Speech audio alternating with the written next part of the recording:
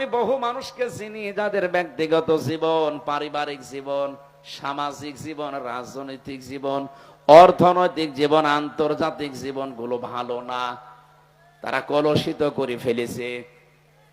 এই জন্য এই মানুষগুলো মারা গেলে সৃষ্টি জগৎ কেউ কাঁদে না। সূরা দোকানের 29 নম্বর আয়াতে আল্লাহ বলেন, এমন মানুষ দুনিয়া থেকে বিদায় নিয়ে চলে যায়, ওর জন্য আকাশেও কেউ কাঁদে না, জমিনেও কেউ কাঁদে না, ইন্না লিল্লাহ পড়ে না। আপনি মিলান তো এই জায়গায় ইমান আছে, কিন্তু ইমানের দাবি অনুযায়ী কাজ নেই। এরকম মানুষ যদি আজকে মারা যায়, আমি গ্যারান্টি দিয়ে বলতে পারি ডক্টর কামাল হোসেন মরে যাক আজকে, ওনার ইমান আছে কিনা আমি ওটা বলবো না, আমি বিশ্বাস করলাম ইমান আছে, কিন্তু ইমানের দাবি অনুযায়ী বাস্তব প্র্যাকটিক্যাল লাইফ এটা ঠিক করতে পারে নাই। আমি নিচে নামতে পারলাম না।